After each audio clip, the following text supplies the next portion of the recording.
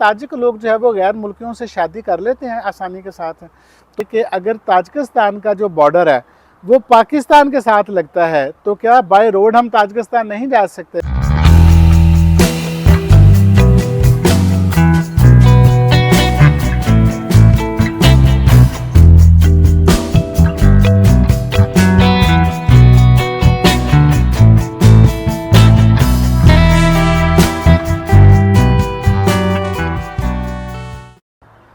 अस्सलाम वालेकुम, ज़बीउल अब लगन आपसे मुखातिब हूँ। तो जो ताजिकिस्तान के हवाले से हमने वीडियोस बनाई हैं, उस वीडियो के नीचे जो है वो मैंने कुछ कमेंट्स देखे हैं। उसमें 2 कमेंट्स हैं, मैं चाहता हूँ कि मैं उस पर जो है आपको उसका रिप्लाई कर दूँ, आपको बता दूँ।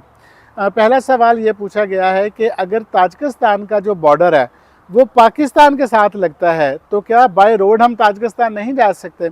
और दूसरा सवाल ये किया गया है कि क्या ताजिक लोग जो है वो गैर मुल्कियों से शादी कर लेते हैं आसानी के साथ? तो अगर वो शादी कर लेते हैं तो शादी करने का क्या तरीक़ेकार हो सकता है? ये सवाल तो खैर अक्सर ही पूछा जाता है, उज़्बेकिस्तान के हवाले से भी, कज़ाकिस्तान के हवाले से भी, किर्गिज़स्तान के हवाले से भी। पता नहीं इतनी शादियां करके क्या करना है पाकिस्तानियों ने। ये सवाल ज़रूर पूछते हैं कि शादी हो सकती है कि नहीं हो सकती हो। भाई पाकिस्तान में शादी कर लो, शादी करके यहाँ पर आ जाओ। खैर, लेकिन ये तो वैसे मजाक में बात कर रहा था, लेकिन फिर भी चले, अगर आप शादी करना चाहते हैं तो मैं आपको बता देता हूँ। यहाँ ताजिकिस्तान के अंदर जो ताजिक लोग हैं वो पहली तो ये है कि जो कबायली लोग हैं, यहाँ 2 तरह के लोग हैं ना, एक ज़रा शहरों में रहते हैं, एक ज़रा गांव देहातों में रहते हैं, तो ये फ़र्क है थोड़ा सा। तो जो यहाँ के एक प्योर कबायली लोग हैं, वो जो उनकी ट्रेडिशन चलती आ रही हैं, वो तो खैर इस चीज़ को इतना पसंद नहीं करते कि वो हमारी बच्ची जो है वो फॉरेनर के साथ शादी करे, यानी किसी गैर मुल्की के साथ शादी करे।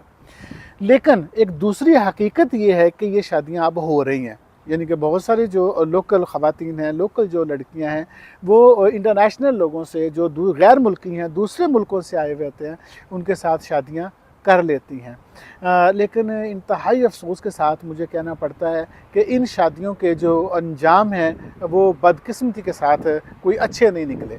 अच्छे इस सेंस में नहीं निकले कि हमारे पाकिस्तानियों ने यहाँ पर कुछ ने शादियाँ की, और शादियाँ करने के बाद उन लड़कियों के साथ 2 साल, 1.5 साल, 3 साल वो रहे, जब तक वो यहाँ पर स्ट्रगल करते रहे कि हमें यहाँ पर कोई नौकरी मिल जाए, कोई जॉब मिल जाए या कोई बिज़नेस कर सकें।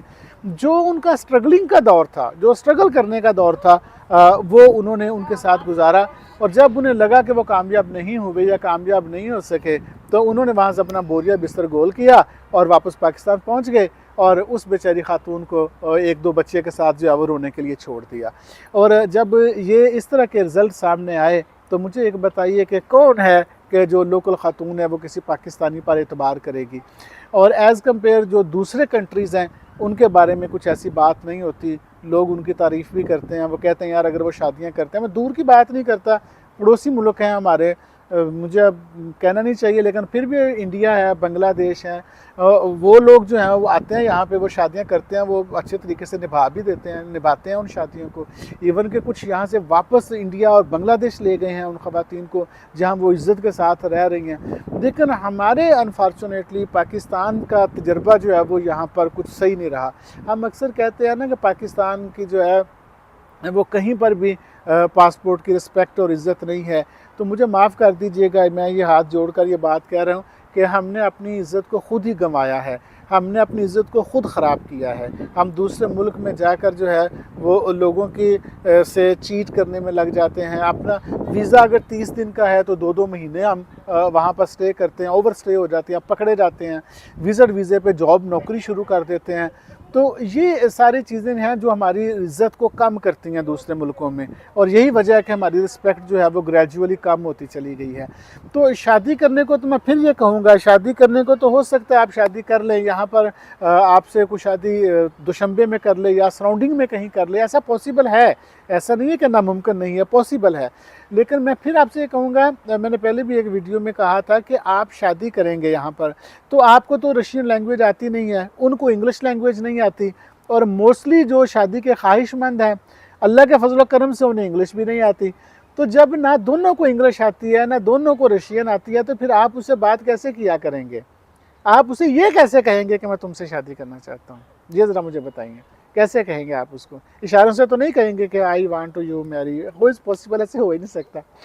तो लिहाजा इसके लिए ये ज़रूरी है कि आप जब सेंट्रल एशियन स्टेट में आएँ, यानी आप जब इन कंट्रीज़ में आएँ, Uzbekistan, Kazakhstan, Kyrgyzstan, Tajikistan, Azerbaijan, अगर आप इन मुल्कों में आते हैं तो यहाँ पे रशियन ज़ुबान बोली जाती है इन सारे मुल्कों के अंदर। तो अगर आपने रशियन ज़ुबान पाकिस्तान से सीख ली, और मैं आपको यह गारंटी दे रहा हूँ कि आप इन मुल्कों में कामयाब हो जाएंगे, कोई आप फ्लॉप नाकाम नहीं कर सकता आपको। लेकिन अगर आपको ज़ुबान ही नहीं आती यहाँ की रशियन ज़ुबान नहीं आती, इनको इंग्लिश नहीं आती, तो फिर आप कनेक्टिविटी नहीं हो सकती ना, फिर आप उनके साथ बात नहीं कर सकते, आप कारोबार बिजनेस कैसे करेंगे, शादी कैसे करेंगे, दोस्ती कैसे करेंगे किसी के साथ। तो लिहाजा अगर आपको रशियन लैंग्वेज आती है तो फिर आप यहाँ पे आसानी के साथ एडजस्ट हो सकते हैं और शादी भी कर सकते हैं। अदरवाइज़ ज़ुबान के बगैर शादी, गूंगों वाली शादी का कोई फ़ायदा नहीं है, ना ना ना करना किसी के साथ। दूसरी एक बात ये थी कि दूसरा सवाल ये था कि पाकिस्तान के साथ जो बॉर्डर लगता है, 16 किलोमीटर का बॉर्डर है जो ताजिकिस्तान का पाकिस्तान के साथ लगता है। पहले तो मैं आपको ये बता दूं, आपको पता होना चाहिए कि ये बॉर्डर लगता कहाँ से है। ये बॉर्डर जो है ये हमारा चित्राल की साइड से लगता है, यानी चित्राल के ऊपर से है, वो एक पट्टी है तकरीबन 16 किलोमीटर की, और वो 16 किलोमीटर की जो पट्टी है वो पहाड़ों के ऊपर है। ये ज़रा अंडरस्टैंड करें इन चीज़ों को, बिल्कुल पहाड़ की टॉप है, उस पर बर्फ़ पड़ी हुई होती है, बर्फ़ में ढकी हुई वो सारी पहाड़ियाँ हैं।